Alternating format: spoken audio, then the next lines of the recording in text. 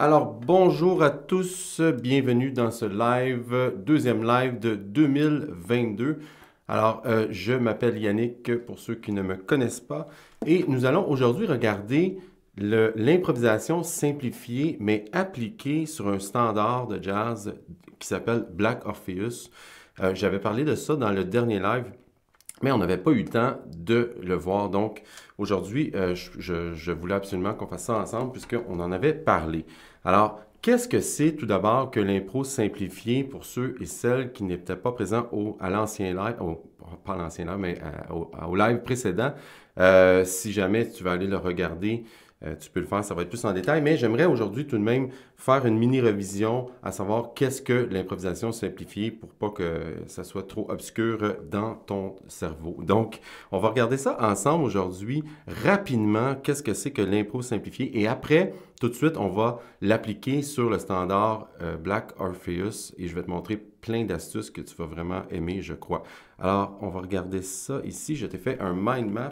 Alors, qu'est-ce que c'est que l'impro simplifié? Dans le fond, c'est une façon d'improviser qui est plus simple, ça le dit, que de jouer chaque arpège, chaque accord. Donc ça peut faire beaucoup de trucs à savoir dans ton cerveau, dans ta tête et à mettre en application. Alors, lorsqu'on fait de l'impro simplifié, dans le fond, c'est qu'on va se réduire à une ou deux gammes maximum, peut-être trois, mais je te dirais une. Le mieux, c'est une. Alors, qu'est-ce qu'on va faire? C'est qu'on va prendre la progression d'accords dans son entité et voir ça plus comme une section, voir ça comme de l'improvisation horizontale linéaire. Alors, c'est ça l'improvisation simplifiée en gros. Et qu'est-ce que ça va faire? C'est que j'ai les avantages ici, là, ça va être plus facile pour toi d'improviser. Ça va faire que tu vas avoir moins de trucs à penser aussi. Alors, ça va travailler aussi ton oreille. Donc, ça réduit aussi ta charge de travail. Alors, voilà. Est-ce que le son et l'image, ça va? Parce que j'ai eu quelques petits soucis techniques ce matin avec la synchronisation. Alors, si jamais c'est le cas, n'hésitez pas à me le dire dans le chat parce que je veux que ça soit correct. Donc voilà. Et l'autre gros avantage que ça a, cette technique-là, c'est que ça va te rapporter des résultats, ça va te faire obtenir des résultats beaucoup plus rapidement, puisque on va, par exemple, quand on regardait dans un 2-5-1 en Do, Ré mineur 7, Sol 7, Do majeur 7, on n'utilisait que la gamme de Do au lieu de jouer chaque mode sur chaque accord ou encore chaque arpège. Salut Stan, t'as fini par te libérer à la bonne heure. Donc voilà, bienvenue à tous encore une fois. Je ne sais pas comment qu'on est dans le live 31, c'est très cool. Alors, on va y aller comme ça.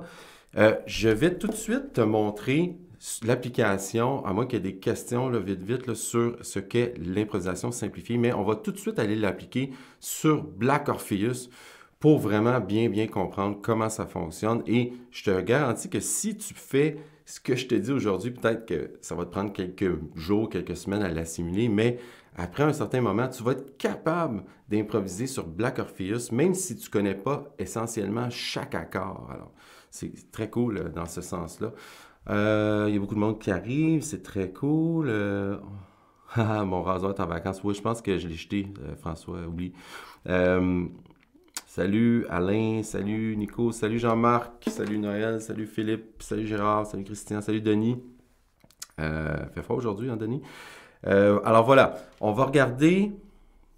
Je vais mettre mon écran comme ça et on va tout de suite aller dans Black Orpheus avec les gammes. OK. Là, ici, j'ai mis des gammes que tu vas pouvoir utiliser sur Black Orpheus. C'est certain qu'il y en a plus, mais je voulais vraiment le simplifier, en tout cas le plus simple possible, pour que tu puisses, dès aujourd'hui, commencer à improviser. Alors, comme tu vois, il y a 4 gammes principales qu'on va utiliser dans Black Orpheus. C'est pas tant que ça, on s'entend. Alors, tu pourrais te dire, bon, ben moi, je vais apprendre ces 4 gammes-là, puis ensuite, je vais pouvoir m'amuser à jouer sur Black Orpheus. Puis en passant, tu fais ça sur Black Orpheus, mais tout ça, tu vas pouvoir l'appliquer sur d'autres standards aussi. Donc, c'est jamais du temps perdu. Au début, c'est toujours un peu plus difficile parce qu'il faut qu'on décortique, il faut qu'on apprenne, il faut qu'on se mette ça dans la tête. Alors, salut David, salut Denis, salut Marie-Josée. On est de plus en plus, c'est très très cool. Marie-Josée de Paris, wow, je trouve ça vraiment cool aussi qu'on soit une communauté de saxophonistes de partout dans le monde en même temps. C'est quand même fou l'Internet. Alors, les quatre gammes dont je te parle, c'est Si mineur pentatonique, Si blues, Ré majeur et Mi mineur pentatonique. Alors, ces quatre gammes-là, tu devrais tout d'abord les apprendre sur ton saxophone si tu ne les connais pas déjà. Alors, je vais te jouer rapidement comment elles sonnent et ensuite, on va essayer d'aller les placer dans le standard Black Orpheus. Donc, voilà les quatre gammes. Donc, je vais commencer, comme tu les vois là, sur la feuille, je vais les jouer une après l'autre. Si mineur, pentatonique, Si blues, Ré majeur et Mi mineur pentatonique.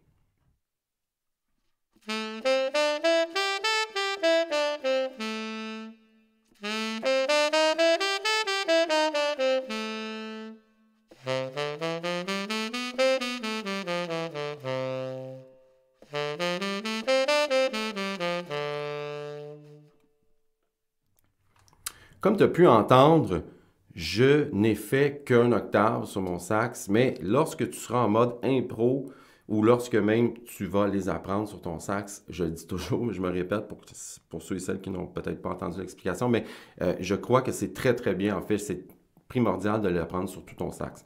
Parce que sinon, tu te limites à un octave. Je te dis pas de ne pas le faire au début peut-être pour apprivoiser le tout, sauf qu'à un certain moment donné, si tu veux vraiment comme élargir ton jeu, je te dirais, d'apprendre ça sur tout ton instrument.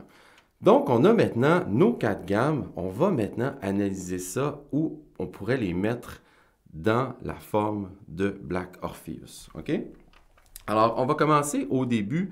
Si tu as suivi l'autre live, tu vas entendre des similitudes là, dans ce que j'ai dit dans l'autre live et ici, évidemment, parce que là, on met vraiment en application ce qu'on a vu théoriquement ou plus, ouais, c'est ça, dans le dernier live.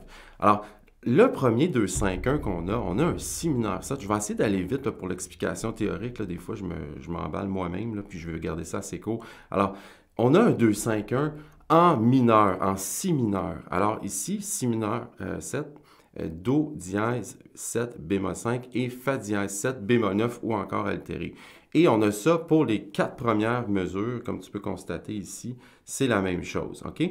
Qu'est-ce qu'on pourrait utiliser logiquement si on prend en compte ce dont on a parlé dans le dernier live? OK? On a dit que sur un 2-5 en mineur, on peut utiliser la gamme mineure pentatonique du 1, donc du premier degré de ce 2-5. Quel est le 1 de ce 2-5-1 ici? Dans quelle tonalité on est? On est en Si mineur. Donc, est-ce que quelqu'un dans le chat pourrait me dire, logiquement, quelle gamme mineure pentatonique on utiliserait? En fait, on en parle depuis tantôt, c'est assez facile. C'est Si mineur pentatonique. Donc, ici, je vais écrire sur ma feuille, je vais essayer de l'écrire pour qu'on puisse voir, là, Si mineur pentatonique. Alors ça, on va l'utiliser, j'écris vraiment mal en passant, je suis désolé, mais ça, il faut faire avec. On va utiliser ça sur toute la forme, pas sur toute la forme, mais sur les quatre mesures ici, OK? Sans aucun doute, ça va fonctionner. C'est pas l'idéal. S'il y en a qui disent, ouais, mais il y a des notes qui ne fonctionnent pas, je suis d'accord. Ici, on est dans un mode simplifié. On apprivoise l'improvisation. On veut jouer le plus vite possible sans essayer d'apprendre toutes les notes des arpèges et tout ça. On veut s'amuser finalement, on va avoir du fun. Alors, on va utiliser Si mineur pentatonique ici. Et partout, presque partout enfin, mais on va le dire partout pour tout de suite, lorsque tu auras Si mineur pentatonique, tu pourras aussi utiliser Si blues. OK? Il y a seulement qu'une note de différence. Si on regarde les gammes que j'ai mis ici, là, si on regarde la différence entre le Si mineur pentatonique et le Si blues, dans le fond, il y a une note de différence. Et quelle est-elle? C'est la quinte bémol. Et la quinte bémol, on l'appelle la blue note aussi dans la gamme de blues. Alors, c'est vraiment ça qui les distingue les deux. Donc, ici, en l'occurrence, c'est pas toujours le cas là, quand on a un 2-5-1 en mineur, que tu peux utiliser la gamme de blues aussi, mais ici, oui.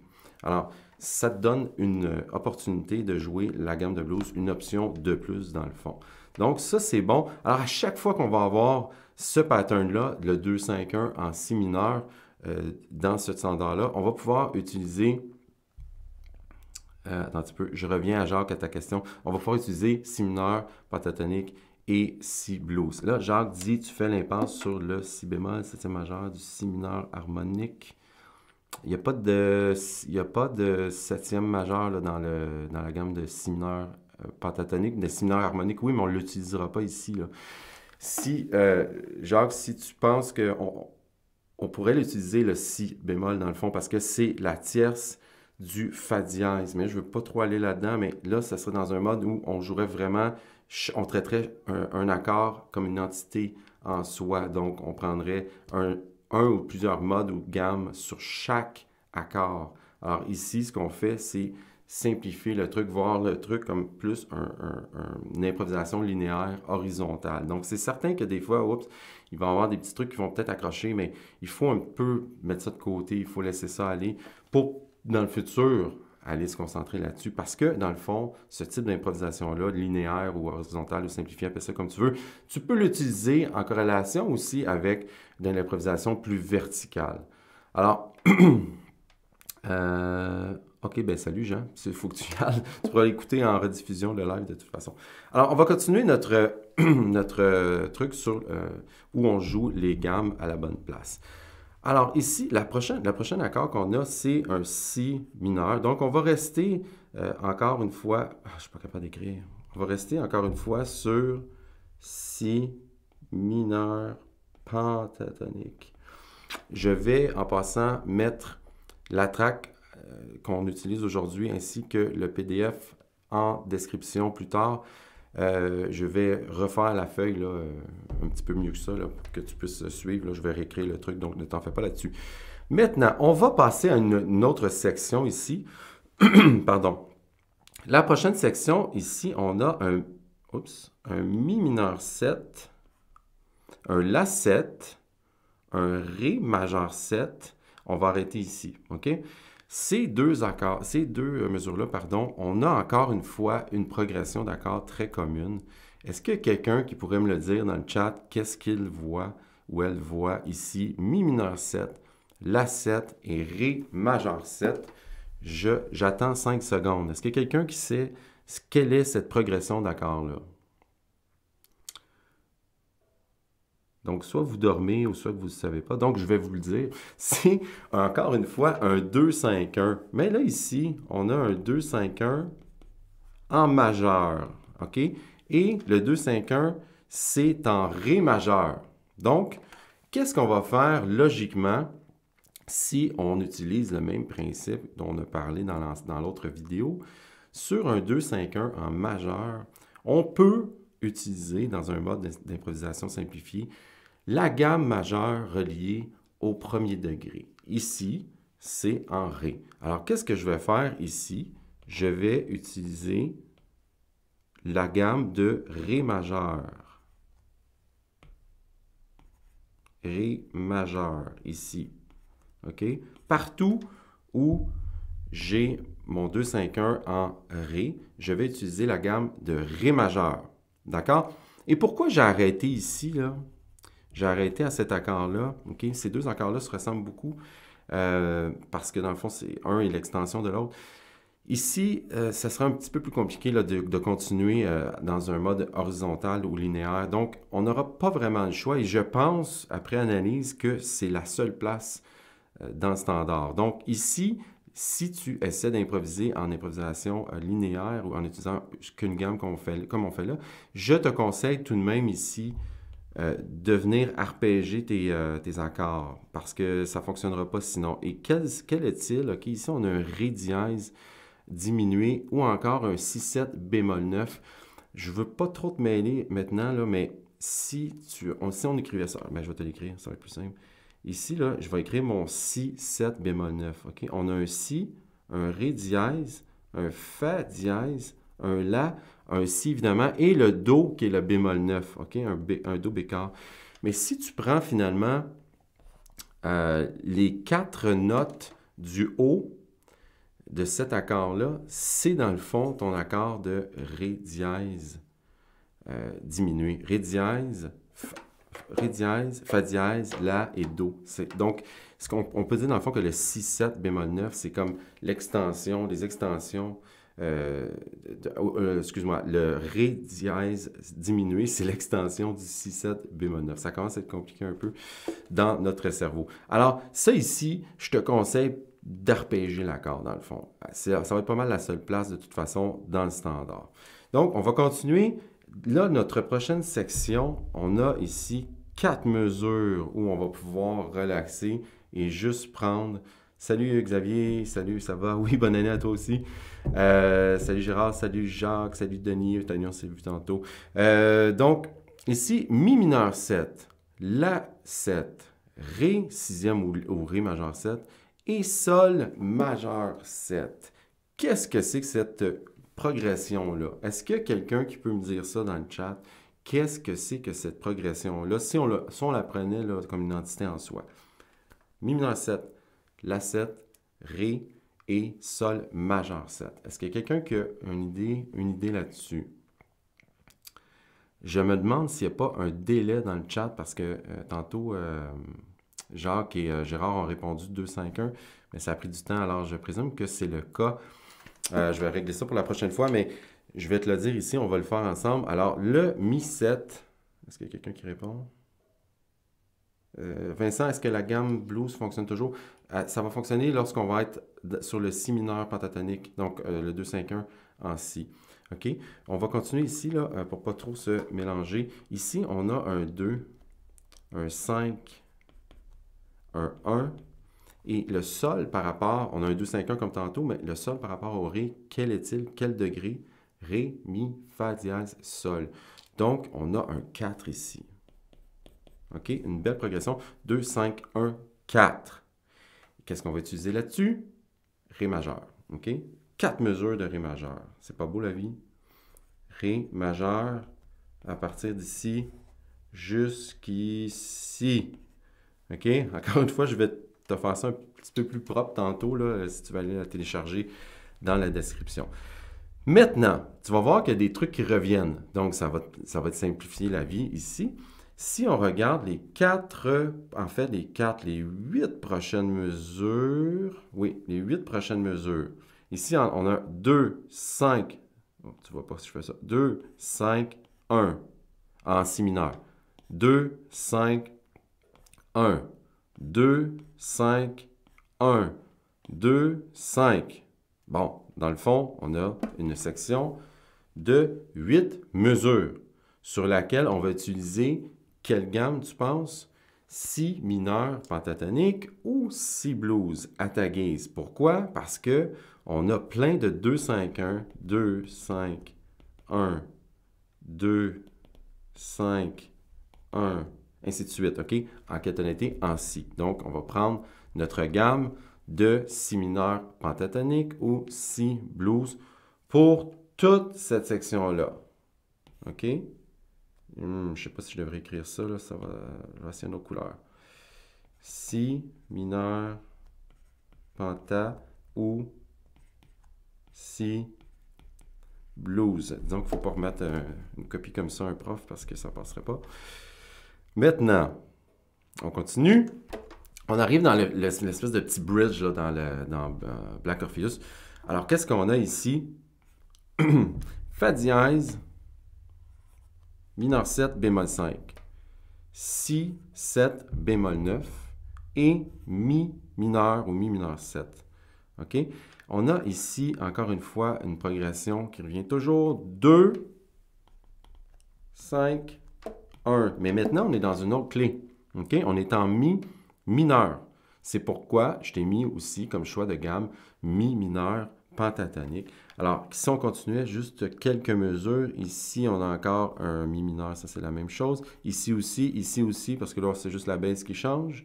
Alors, toute cette section-là, pardon, tu vas pouvoir utiliser, je vais changer de couleur encore, Mi mineur pentatonique. OK? S'il y en a qui posent la question, pourquoi pas mineur, excuse-moi, pourquoi pas Mi blues, c'est que ici, le blues, ça va moins bien sonner parce que c'est pas la tonalité principale. La tonalité principale, c'est Si. Alors, là, ça devient un peu trop technique, là. Faut pas trop que je te mélange, je pense, aujourd'hui. Mais pour cette section ici, là, limite-toi à mi mineur pentatonique et ça va fonctionner. On arrive aux prochaines mesures, on est presque à la fin en passant. On arrive ici avec un Do dièse mineur 7 bémol 5, un Fa dièse 7 bémol 9, un Si. Encore une fois, 2, 5, 1 en Si mineur. OK? Ici, on reste sur le même accord, mais on a la base qui va changer, donc c'est pas important. Et là, ici, on a un petit intrus. Notre Sol majeur 7. Dans le fond, qu'est-ce qu'on va utiliser là-dessus? Tu pourrais faire comme tantôt et arpéger l'accord, sauf que quand on analyse, admettons, la gamme de Si mineur pentatonique, c'est quoi? C'est Si, Ré, Mi, Fa dièse, La. Alors, admettons que je me disais, bon, hypothétiquement, est-ce que je pourrais tout de même toujours jouer la gamme de Si mineur pentatonique sur le Sol majeur 7? Oui. Pourquoi? Parce que, dans le fond, le Si, c'est la tierce, le Ré, c'est la quinte, le Mi, c'est la sixième ou la 13e, le Fa dièse, c'est la 7e de cet accord-là, et le La, c'est la 9e. Donc, toutes les notes sont safe, sont correctes pour cet accord-là. Alors, dans un but de ne pas se compliquer la vie, on va encore utiliser Si mineur pentatonique ici. Pas trop Si blues, par exemple, parce que là, ça va clasher avec le Fa bécard. On continue. Ici, on a encore un 2, un 5 en Si mineur. Ici, on a encore le 1 et un 2, 5. Alors, la dernière section, plutôt simple. Toute cette section-là, toute la section de la fin, on va pouvoir se fier, se baser sur Si mineur pentatonique. OK? Et ici, là, j'aime pas trop cette partition-là parce qu'elle n'est pas super bien faite. Il y aurait des mesures de répétition ici et au début. Et là, ici, on revient complètement au début. Et la fin ici de la section, là, il aurait dû avoir une mesure comme ça. D'accord, parfait. Est-ce qu'il y a des questions? Vincent, en fonction de la tonalité, Vincent, il se demande, j'ai l'impression que la gamme blues ne fonctionne pas toujours en fonction de la tonalité. C'est-à-dire, je ne sais pas si ta question, c'est est-ce que je peux jouer la gamme blues dans chaque standard en prenant sa tonalité principale? Non. Ici, il faut se servir de ses oreilles. Hein. Tantôt, je l'ai dit, là, dans un contexte où on va prendre l'improvisation simplifiée, on se simplifie la vie au niveau technique, au niveau des gammes, au niveau théorique.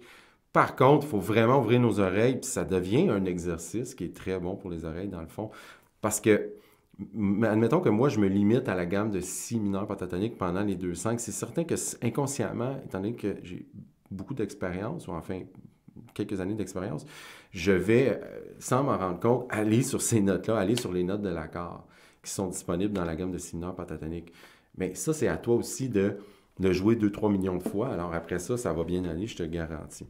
Donc, question là-dessus avant qu'on passe plus au niveau du jeu, que je vais te faire un exemple en fait. S'il n'y a pas de questions, ce que je vais faire, c'est que... juste avant, je veux te dire que, comme tu peux voir défiler, c'est aujourd'hui la dernière journée pour profiter de la promotion de lancement sur ma dernière formation sur Blue Bossa, en fait, et dans la formation Blue Bossa, il y en a plusieurs qui l'ont acheté, peut-être que, en fait, j'en vois plusieurs qui l'ont acheté ici, là.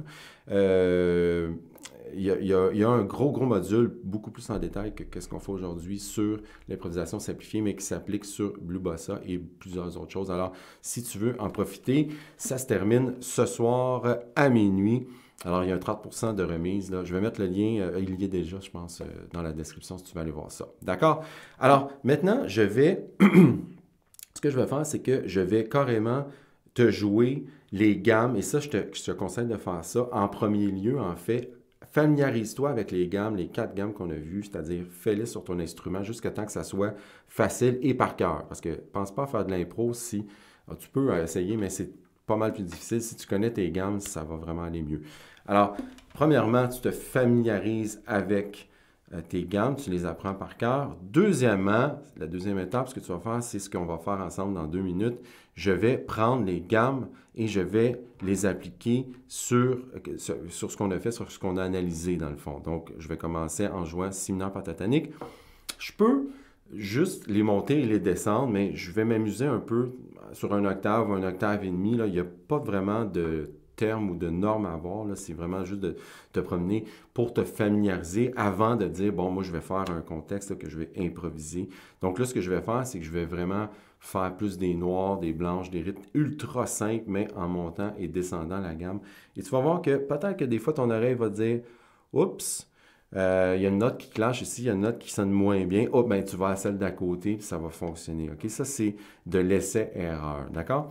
Alors, je vais te faire l'exemple tout de suite avec une magnifique track que je vais aller chercher ici.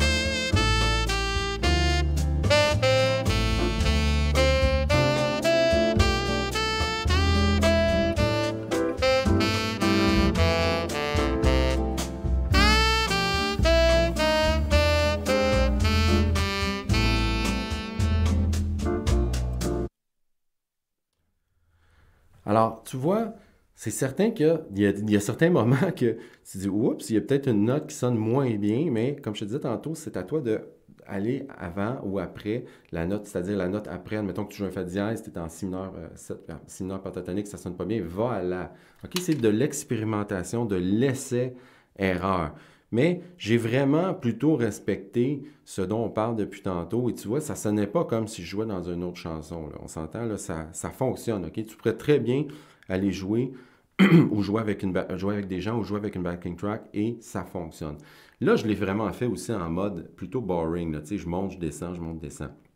Maintenant, ce que je vais faire, c'est que je vais mettre des rythmes différents et je vais m'amuser sur plusieurs octaves du saxophone, tu vas voir, et essayer de faire une mélodie. OK? Ici, on n'est pas ici pour répéter la galerie, là. On veut faire des mélodies, faire des belles impros, parce que c'est ça l'improvisation finalement, hein. C'est des mélodies qu'on fait sur le champ, sur le vif. Alors, c'est ça que je vais faire, puis tu vas voir déjà, là, ça va avoir une toute autre couleur. Tu vas dire, bon, ben, ça sonne comme un solo, même si j'utilise l'improvisation simplifiée, même si je ne fais pas tous les arpèges, tous les accords, tous les modes associés à chaque accord. OK? Alors, je te refais une forme comme ça, mais en jouant comme, admettons, si moi j'allais faire un solo en quelque part, je joue avec des gens, mais en respectant les principes qu'on a vus depuis tantôt.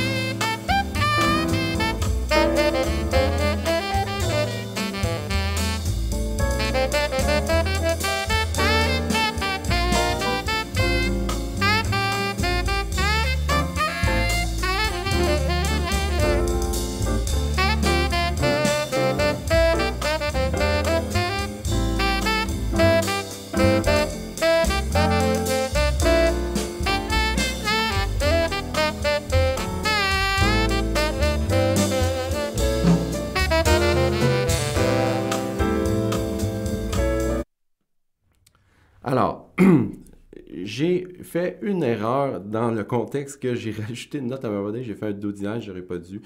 J'ai pas fait exprès sur le si. Donc, le do dièse, dans ce contexte-ci, si on utilise la gamme de Ré majeur 7, il est inclus, ça va, mais il y a une partie, si tu réécoutais, que j'ai fait un do dièse sur l'accord de si mineur.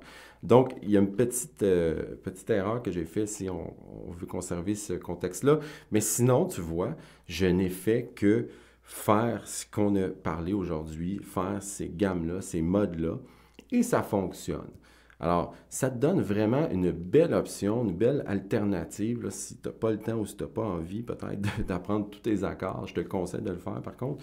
Mais aussi, comme je disais tantôt, c'est quelque chose que tu peux utiliser aussi en corrélation avec l'improvisation que j'appelle plus verticale, c'est-à-dire plus avec les arpèges en utilisant les arpèges, les accords et les modes et gammes associés à ceux-ci. Alors, s'il n'y a pas de questions, ça fait pas mal le tour de ce que je voulais voir aujourd'hui et je voulais garder ça assez court. Je ne sais pas si j'ai réussi. Là, ben ça fait une demi-heure. C'est parfait, c'est pas mal ça que je voulais faire. Alors, est-ce que des gens qui ont des questions là-dessus? Noël dit, quand tu dis la note d'après, c'est un demi-ton au-dessus. Non, ce que je veux dire, c'est que, admettons que tu es sur la gamme de Ré majeur, OK? Et que là, tu joues un sol sur l'accord de Ré majeur. La carte, là, ça frotte pas mal. On ne veut pas jouer une carte nécessairement sur un accord majeur. On peut la jouer, mais il faut résoudre. Donc, si tu arrives sur ton accord de Ré majeur, tu joues un sol, puis tu trouves que ça sonne bizarre un peu, va sur la note d'en bas ou d'en haut dans la gamme dite. Donc ici, si tu es sur sol et qu'on est en Ré majeur, tu vas aller sur Fa dièse ou sur La. Et tu vas voir, ça va être parfait. Ça va résoudre. Tu vas avoir une résolution naturelle dans le fond. Puis ça va fonctionner. Daniel aussi dit vaut mieux pas prendre de risque et rester en si mineur pentatonique. Oui, tu peux. En fait, c'est de l'expérimentation là, que je t'invite à faire aussi. Donc, voilà. Il n'y a pas de questions, je pense. Le chat est plutôt mort. Il n'y a pas personne. Je pense que ça veut dire que tout le monde comprend, puis c'est formidable, et la vie est belle, mais tant mieux. C'est ça qui est le but ici. Alors, parfait. Ben, merci, Denis. Merci à tous d'avoir été là. Merci à ceux qui nous réécoutent en rediffusion. Et puis, moi, je vous dis à une prochaine fois, une prochaine vidéo. Il va y avoir un autre live assez bientôt parce que je trouve ça cool de faire ça et d'autres contenus sur ma chaîne. Alors, moi, je te dis à très bientôt dans une prochaine vidéo. Salut!